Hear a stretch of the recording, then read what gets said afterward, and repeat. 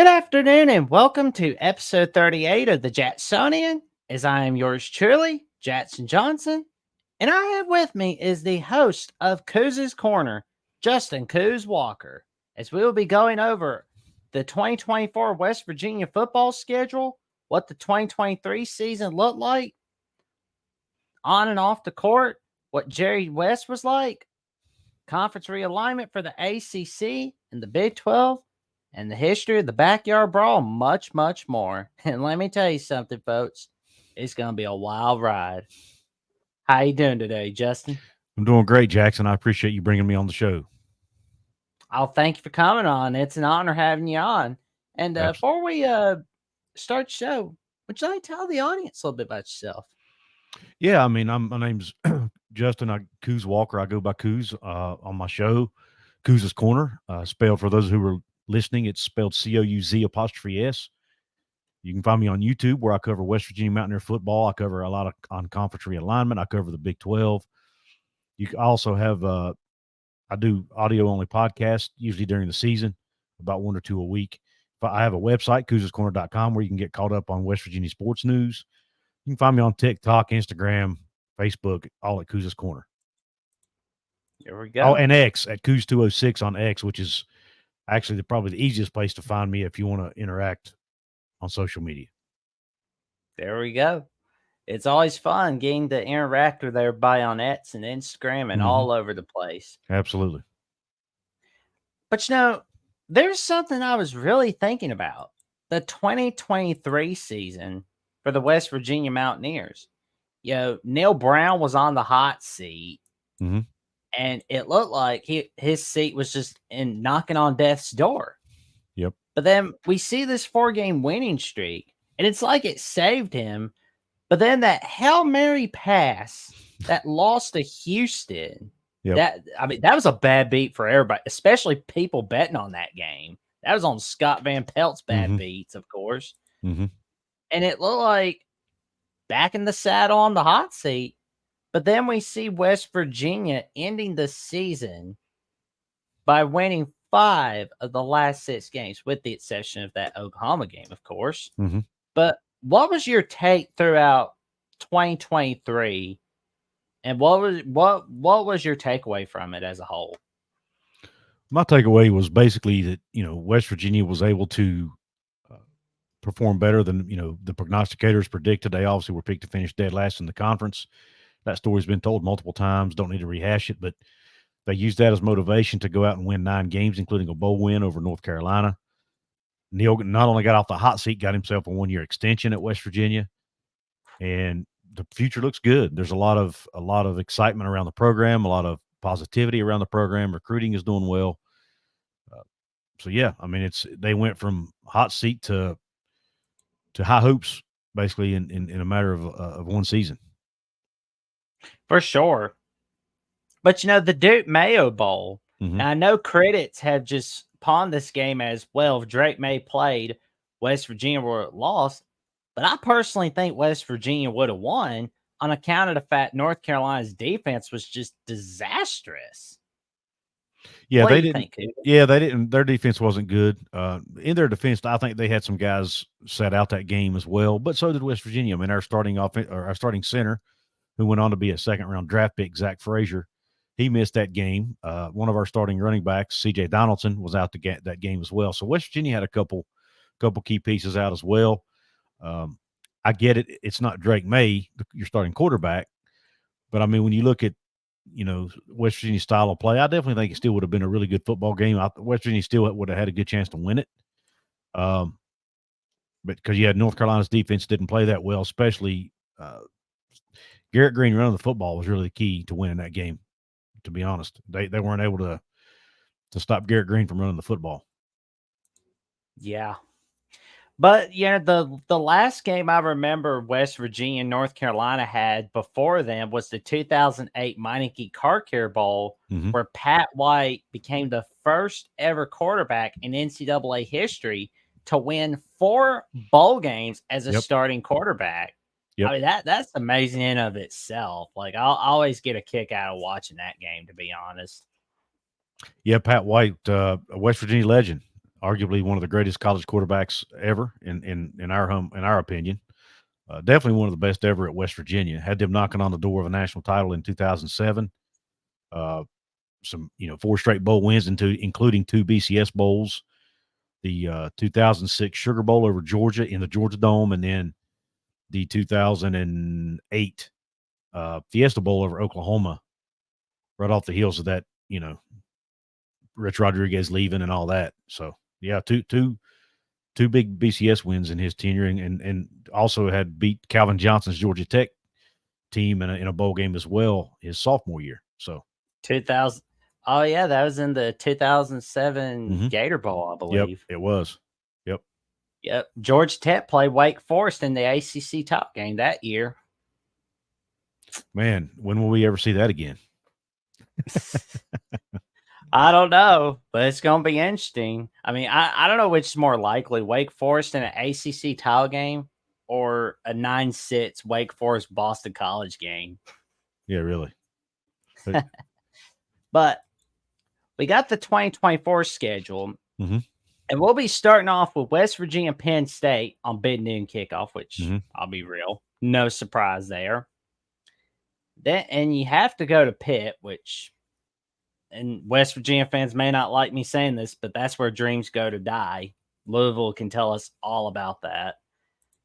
Kansas, that game right there, that looks like a measuring stick right there, and it's a huge revenge game for 2022. Yep. What do you think about the first half of the season? What does it look like? Yeah, I mean, obviously Penn State's the big one. One of it's arguably the largest non-conference game at home in Morgantown since I would say since LSU came to Morgantown back in 2012, I think it was. Some will say 2011. some would even say it's bigger than bigger than that game. So definitely a big out of conference game for the Mountaineers who have a chance to shock the world and to beat a arguably top 10 team at home. It's going to be a very, very good atmosphere. It'll sell out, almost no doubt about it. Obviously, you got the FCS opponent there. Then you got Pitt at Pitt. Should be another tough game. Obviously, West Virginia beat Pitt in Morgantown last year, but dropped the game at Pittsburgh 2 years ago. So this will be what they call the rubber match, I guess, if you want to use baseball terminology, to see who comes out on top there. Pitt's going to be out for revenge, obviously. And then Kansas, you said it good. It'll be a measuring stick game a little bit. A lot of people are picking Kansas to win the Big 12 or at least be one of those teams that have a shot. Assuming Jalen Daniels will be healthy, it'll be a tough matchup.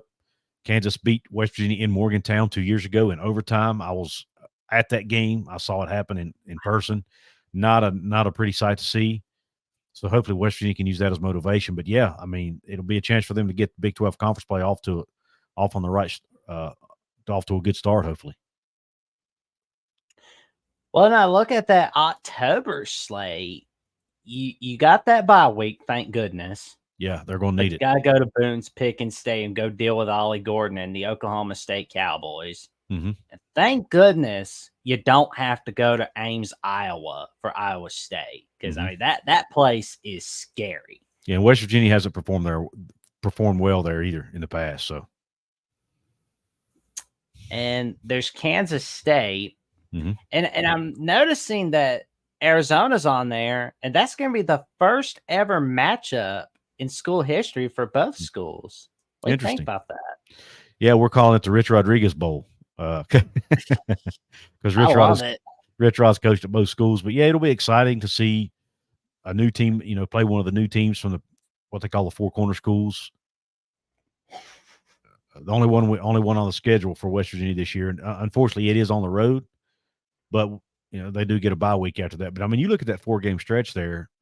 Obviously, even if you go back to the Kansas game, a 5-game stretch where you have 5 of the top 6 teams on paper, at least in preseason in the Big 12, Kansas, Oklahoma State, Iowa State, Kansas State, and Arizona in consecutive weeks or consecutive games, I should say.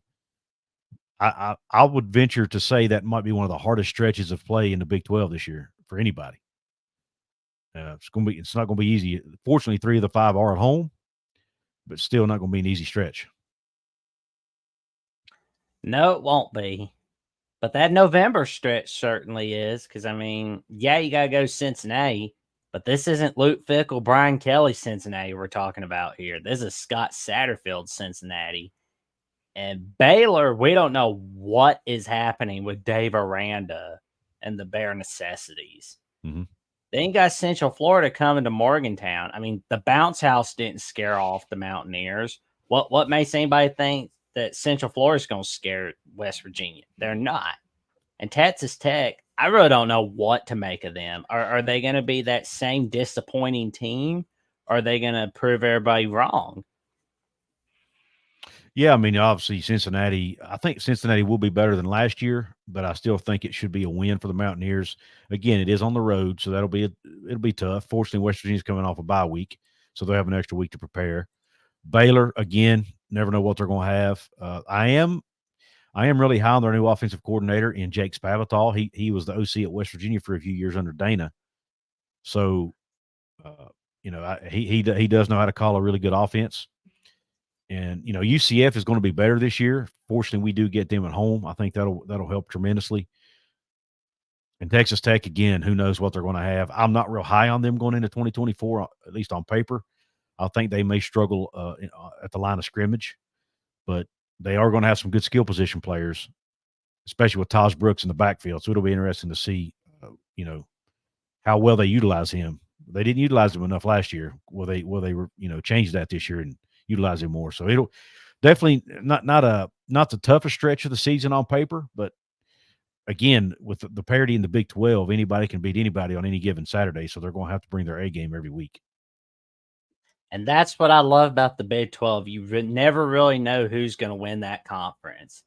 And I got a feeling they're going to be super happy without Texas and Oklahoma now. Like, I mean, Oklahoma, like, they're happy about that, but Texas leaving, thank God, because then you don't have to worry about the Longhorn Network having the conference in a chokehold. Right. Yeah, let the SEC worry about that now. I love it, man. But no, losing Oklahoma, Texas is not. I'm not going to lie and say it's a good thing for the league, because it's not. But it is, it is refreshing to a degree, because you don't have that, a team in the league that's going to demand things and kind of hold you, put their foot on your neck, so to speak. And I think the league will be more fun because of the parity that and you got so many teams that are kind of at the same level when it comes to finances and resources and things like that. I think it'll be a really fun league. Oh, it will be for sure. And it's going to be even more exciting as of next Monday, as we will officially see Utah, Colorado, Arizona, and Arizona State join the Big 12. Yep. I got to say, I'm excited about it because, BYU Utah is officially back as a conference game.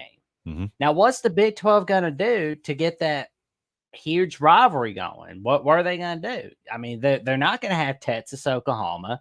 They're not going to have the Bedlam anymore. They don't have Texas A&M, Oklahoma, Nebraska. And unfortunately, Pittsburgh, West Virginia is not a conference game, but it may be that way at some point. So that only leaves one game, BYU, Utah. I mean, you can try to push Kansas State, Iowa State as a national rivalry, as a huge rivalry. But I mean, like guys like us, we know that's a rivalry, but like the casual viewers, they're not sitting there thinking about Kansas State, Iowa State on their docket. I mean, they may be thinking about for 2025 on account of it being the Ireland game for week 0. And, I don't like that BYU is on November 9th instead of like rivalry week on Black Friday, but well. But what is your take on BYU? I mean, Utah, Arizona State, Colorado joining the Big 12 from a Big 12 perspective and a West Virginia perspective? I think the league needed. I think it was important for the league to get those 4 teams to add more stability for the future. I mean, we after adding BYU, UCF, Cincinnati, and Houston the year before, I think those teams had to be added in order to get the new media deal that they got. And then when you add by adding the 4 corner schools, you're adding 4 Power 4 schools to your league. I think hopefully should increase the value of the TV deal going forward when they renegotiate for 2031. And then it's 4 good brands. I mean, you've got, Colorado seems to be on the rise with Coach Prime. We'll see whether that's true or not. At least it's getting eyes on the conference, right? It gets the conference more attention. You've also got Utah, who's been arguably the best team in the Pac-12 the past, 2 of the past 3 years anyway. One of the top teams in the conference for the last several years. Great coaching, Kyle Whittingham. Great brand, great tradition. You've got, and then you've got the territory. I think it's called the Territorial Cup in this Yep. in Arizona State. Another decent rivalry in the conference, and then 2 good brands. I mean, Arizona State's been down because of the crap they've had to deal with from the Herm Edwards tenure there, but I do think Kenny Dillingham has him moving in the right direction. Arizona seems to be, they've got some talent with McMillan and Fafita there. So, that's an exciting – those are 2 decent brands. I think it's good to get those brands in the league. Again, I think it just adds more parity to the league, more teams that are on a similar level to the traditional, if you want to call it the traditional teams, as far as, resources, talent, recruiting profile, things like that. And it expands your geography, get you more games, get you able to air more games on multiple time frames on multiple networks, which I think was important for the conference. Now, from the West Virginia perspective and the travel perspective, it's not great. We don't love it from that perspective, but you've got to take the good with or the bad with the good in order to make the conference stronger.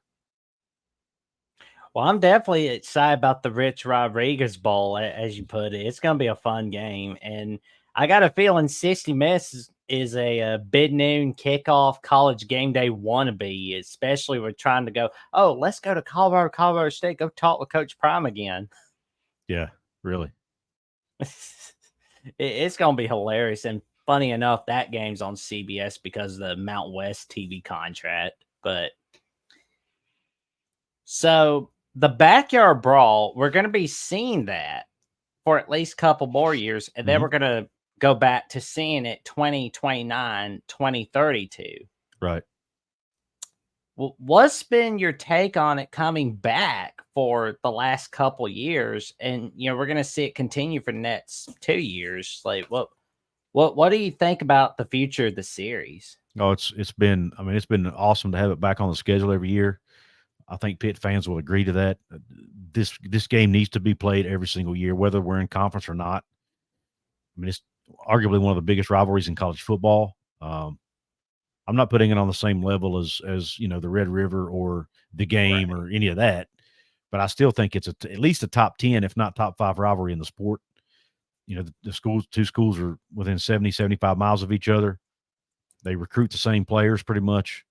There's just so much – they have so much in common that it makes sense to play it, So we're excited about it. We do have that 4-year hiatus where we don't play, or 3-year hiatus, whatever it is, but it is at least exciting to at least know that the 2 athletic departments are trying to get the game on the schedule in the future and keep the series going. So we're excited about it.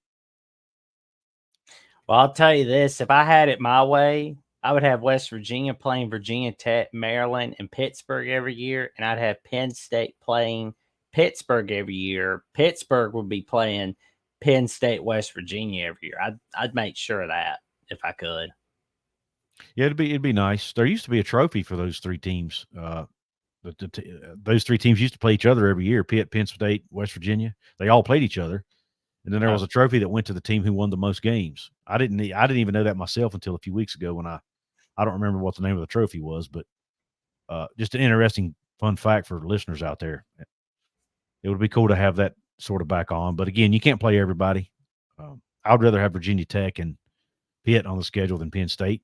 Just my personal opinion, but that's I live close to Blacksburg, so I'm a little bit biased when it comes to that. And I think Virginia Tech's a bigger rival than Penn State for us anyway. Well, it's always fun watching that game because I know West Virginia's got the bragging rights from the last 2 games that they won against Virginia Tech. Yep. We still have the Black Diamond Trophy in Morgantown for the foreseeable future. Thursday night at Virginia Tech did not put a scare into the Mountaineers. Nope. Enter Sandman Alive did not do anything for West Virginia. or for Blacksburg, for Virginia Tech rather. Nope. But speaking of which, it looks like the ACC is having some dark days ahead of them. We don't know what's happening, and we've been hearing Florida State, Clemson are going to leave. Not a matter of if, but when. What's your take on it? And if they implode, who does the Big 12 get? And if the ACC doesn't implode, and it's just everybody throwing the baby out with the bathwater, what should be the plan going forward for the ACC? Well, if they don't implode, I mean, I'm not sure what plan they have other than, I think Florida State and Clemson are going to be out. I mean, I think they're leaving regardless. But even if they leave, I think the ACC could potentially stay together. They might lose. Their media deal may go down. Who knows? I don't know. There's a lot of debate around whether their ESPN would decrease their media deal or whatever. I don't know the legalities around it, but the conference definitely to me would not be as valuable if you lose those two key marquee brands. But if those two leave, if I'm the ACC, I'm doing everything I can to try to keep North Carolina, Miami, and the rest of the schools in the conference. Not sure what they can do at this point, especially if the SEC and Big Ten decides they want them. But at the end of the day, it's all going to come down to what the courts decide. Are they going to allow those schools to leave through a settlement with a court, with a court case, play out in favor of the Seminoles and the Tigers, and which could then potentially allow the rest of the schools a way out. I mean, there's so much there that we just don't know yet. But, based on what Josh Pate come out and talked about the other day on Twitter, and then later on, when he put out that cryptic tweet about what the glass of water that was shaking from the dinosaurs escaping, and he basically went on a show and said, "Look, the ACC is about to implode." Josh Pate is pretty well connected, and if he says it, I pretty well believe it, despite what the ACC people on Twitter want to say. I don't think things look good for your conference. It's not that I'm sitting here rooting for it, but I think it's inevitable at this point that something's going to happen. I think the ACC will end up surviving, but I don't think it's going to look the same. I think you're going to lose some of your top brands. I think schools, they'll have to replace them with schools like maybe a USF, maybe Memphis, maybe Tulane, State, San Diego State, maybe Boise State, San Diego State. Maybe. Maybe the Pac-12 school, the two remaining Pac schools in Oregon State, Washington State. But I do think the ACC will. I think there'll still be an ACC. I just don't think it'll. You'll have a lot of your top brands remaining in the league. And if the Big 12 does happen to benefit from the ACC implosion, my top four choices as a West Virginia fan would be Louisville, number one, because I think they bring the most value from a TV viewership perspective and geographically. I think it just makes sense. And you get a rivalry with not only West Virginia. Louisville and West Virginia had a pretty decent rivalry from their Big East days. But the Cincinnati-Louisville rivalry is even bigger than that. Keg and nails. Absolutely. So you get two rivals that are already in the Big 12 for Louisville. Then my second choice would be Virginia Tech for obvious reasons, the Virginia Tech-West Virginia rivalry. It gets you into a new market in Virginia, a brand who is, in my opinion, a good fit for the Big 12 as far as, their level of resources, where they are as a program, kind of players they recruit, those types of things. And then my third and fourth choices would be Pitt and NC State. For, again, the backyard brawl rivalry, and then NC State, to me, just makes sense culturally. And it gets the Big 12 into the state of North Carolina, gets them hopefully some new fans that'll watch Big 12 football games in what's a rapidly growing state. Well, I know the last two times they played were in 2019 on Fox Sports 1 in week 3. They were going to play 2018, but then the storm got to them. They had some bad weather. I wish they rescheduled that game for like the first week of December, but oh well, they didn't. Right. But I know Russell Wilson had his last game at NC State against West Virginia in the 2010 Champs Sports Bowl, I believe. Yeah, we don't want to talk about that one. Sorry. No, that was not a good night for West Virginia. Did not play well in that game at all. But so that was Russell Wilson and the Wolfpack put it on the Mountaineers that night. But yeah, it was definitely Russell Wilson's last game. But West Virginia has, since been able to return the favor, so to speak. An interesting tidbit, some people may know this, some may not, but West Virginia's former defensive coordinator, Tony Gibson, who is a West Virginia native, is actually the defensive coordinator at NC State now. So, Yep. and a good one at that. Oh, he's fantastic at what he's doing. Mm-hmm. But the ACC, how they didn't see the signs coming is beyond me. I mean, how do they not look at the Big East in 2011 and go, that could be us one of these days. We better make a deal with Fox, CBS. ESPN's going to screw us in the long run like they did with the Big East. Well, it's kind of funny you bring up the Big East because the ACC is responsible for basically killing the Big East as far as the football conference goes. Feels like karma. Yep. I mean, they took Virginia Tech. I can't remember the order of them, but they took Boston College, Syracuse, Pitt, and Virginia Tech Miami away from the Big East. So, and it caused that conference to crumble. Now they were able to rebuild for a few years. They added Louisville and USF, UConn, Cincinnati, but it wasn't enough to keep the conference viable long term as a football league. So the football schools all had to leave and do their own thing. And then it became just a basketball conference essentially over time. But, it's like you said, it's almost like the chickens have come home to roost. It's like a Martin Scorsese movie. Karma, reaping what you sow, whatever metaphor you want to use, it seems to be happening to the ACC. ACC's made a lot of mistakes over time. And I don't even blame their current commissioner, Jim Phillips, for it. I think he kind of took over a sinking ship to a degree. And again, I say sinking ship. I don't think the ACC is going to die on the vine. I just think I just think it's going to look a lot different than it does now. And I could see be less valuable. Yeah, because I could see the ACC changing their name. Like maybe that happens, or maybe their name stays the same. Kind of like how we saw the old Big East changing their name to the American Athletic Conference. Right. I bet we could see something like that. Potentially. Very, very possible. But again, and I'll be honest with you, I think Notre Dame is going to have a lot of say in what happens to the ACC too. I know you didn't ask about that, but oh yeah, Notre Dame. Notre Dame's the biggest puzzle piece to this whole thing, in my opinion.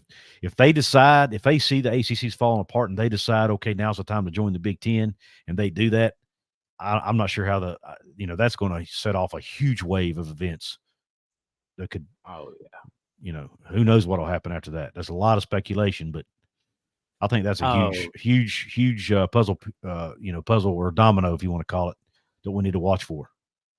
NBC is definitely in Notre Dame's ear. Because Notre Dame, Louisville only on Peacock. Notre Dame, Florida State. I know Notre Dame, Florida State's a bigger game, but still, though, Notre Dame, Louisville on Peacock only. That's going to drive eyeballs to the Peacock app, but there's a little more to it. I feel, in my opinion, I think it's to get Notre Dame to join the Big Ten. Like, hey, get the hell out of the ACC. That's a sinking ship. It's worse than the Titanic. Get out of there. Well, there's only one conference that I know of anyway that has Notre Dame literally listed in their media deal, and that's the Big Ten. They already have a strategy in place to what would happen if they add Notre Dame as far as how much their media deal would go up, right? You got Notre Dame has their TV deal with the NBC, who, by the way, is also a part of the Big Ten deal. So it would be a very easy transition for NBC, Fox, CBS to all sit down at the table and say, okay, here's how we're going to do this. With the Big Ten, obviously, it would be a very easy move to make. Maybe Notre Dame might even be able to keep their TV network going. Who knows? There's a lot of things that could happen. A lot of ways they could work it out. A lot of maneuvering, a lot of negotiating that could happen. But it would be very much easier for that than it would be to say if it was the ACC the SEC or the Big 12 or someone else, because of the NBC factor. Big Ten is the only conference that has NBC as part of their deal right now. And guess what? So does Notre Dame. So to me, that's an easy transition to make. And they might be forced to make it sooner than we thought, depending on what happens here. If what Josh Pate says ends up turn out to be accurate, we're probably going to know something within the next 8 or 9 weeks with what happens with the That's ACC. that's gonna be a wild ride. I mean, if we're seeing like when we see Florida State Clemson go, we're out of here, man, and they take their little hat and their cigarette with them, Notre Dame's gonna be next. Potentially, yeah. And what will North Carolina, Miami do? That's what I'm waiting to see Oh as yeah. well. That's another big, well, especially North Carolina. I think that's also a big piece of the puzzle. I'm gonna be sad if the Florida State Miami rivalry goes away, or like we only see it once a decade. Mm-hmm. But I think like the North Carolina state legislator, they've been planning for something like this, which is why they made that state law where the four Power Five schools have to play not only each other, but they got to play the non-group of the Yep. non-Power Fives, like the App States, the Yep. East Carolinas, all those schools, the Yep. Charlottes. Yep. Agreed. So they know something we don't. Agreed. They're definitely preparing for the worst. Oh yeah. And the thing that I was just thinking about was it was a week or so ago. It was a little while ago. Jerry West passed away, and he had a humongous impact on and off the court. Because I mean, Mm-hmm. he did some fantastic stuff at the Lakers, and he was amazing with the Clippers. Because I mean, like for me, recent memory, I'm thinking of him as he was in he had a hand in the Clippers getting Kawhi Leonard and all those guys, getting them to join LA, but not the Lakers. Um, what was your reaction when you found out Jerry West passed away? Heartbreaking guy. Obviously, I mean, as a West Virginia fan, he is. I was going to say arguable. I don't think it's arguable. The largest uh, legend, icon, whatever word you want to use in the history of West Virginia Mountaineer sports. I mean, he's the logo of the NBA for crying out loud. You know, he's arguably the greatest GM to ever work in basketball. One of the greatest players to ever play the game. Played in 8 uh, World Championship series. Only won one, unfortunately, but did play in 8 or 9 different championship series. He got stuck playing, with the Red Auerbach Boston Celtics days. So that was a tough team to overcome. But he did win an NBA title.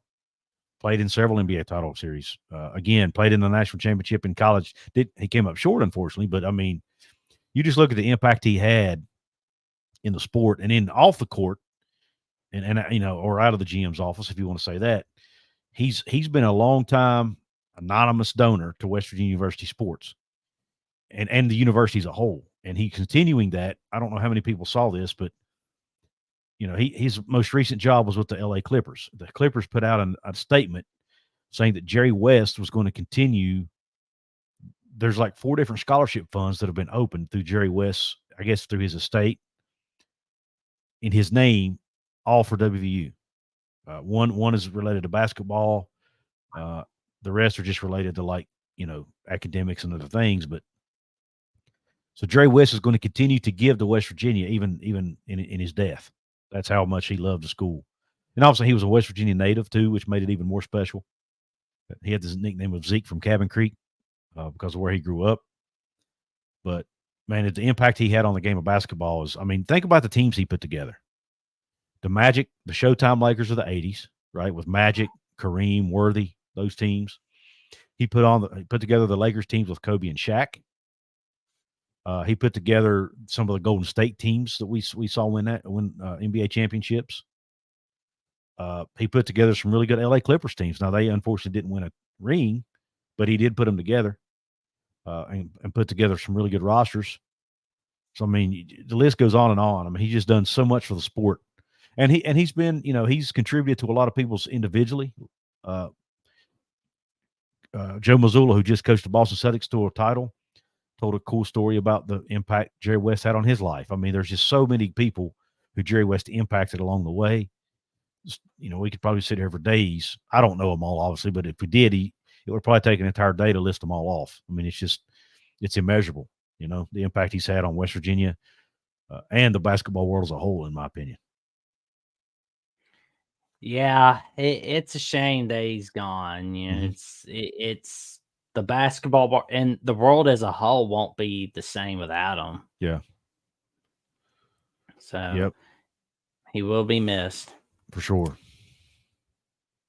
But before we sign off, you're on the race to 10,000 subs. And what you got going on at Couz's Corner for those who are just tuning in? Yeah, obviously I cover. If you're, I don't know if you're watching it, you see in the background, I'm a huge Mountaineer fan, so I cover Yeah. the West Virginia Mountaineer football team, and I also talk a lot about conference realignment on the channel. I'm probably going to do a show in the next day or two about the whole Josh Pate thing. I haven't had a chance to do one yet. I was because of what I had going on throughout the weekend, but so I still have a show coming up on that. People can tune in to watch. I'm trying to cover West Virginia's recruiting for the 2025 class as much as I can.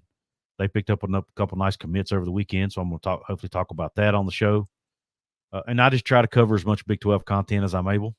Hopefully, plan on doing some shows, breaking down each of the Big 12 teams and what to look for in the coming up 24 season. Maybe even do some prediction shows. So I have a lot planned between now and the start of the season. Hopefully, I'm able to get to it all. And then, of course, once the season starts, I'm doing pregame shows, postgame shows, you name it, about the Mountaineers and the Big 12. Well, we're definitely looking forward to the content you're producing. And may I just say, congratulations on getting past 7,500 subs. Thank you. Now let's get you to 10,000. Let's do it, baby. I'm on the way to 10K, guys. It's 10 for those who may not know. 10K is a big number in the YouTube world. It's a big achievement.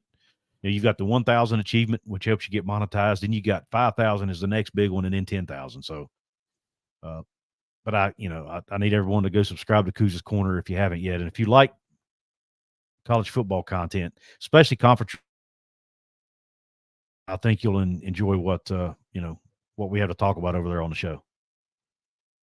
And I appreciate Jackson Agree. for having me on. It's we've talked about doing something together for a while. We were finally able to make it work. So thank you for having me on again. I'll thank you for coming on. It's an honor talking with you, and yeah, and wish you nothing but awesomeness. And we'll definitely have another episode again real soon. That I can guarantee. Thank you, Jackson. Oh, you're welcome. And for those who would like to check out, see what I gotta say on X, Instagram, and Threads, you can check me out on Jackson09960335, where I'm getting closer to 2,000 followers each and every day. And you can check me out on Instagram and Threads at JacksonJohnson543908, where I just kind of run my mouth about what's going on in the college sports world and NFL world, so on and so forth. And you can check me out on YouTube at Jackson Johnson 979, where I'm 152 subs away from the magic number 500. Y'all have a wonderful afternoon. Stay safe, stay cool, and get yourself plenty of sun. It's going to be an awesome day.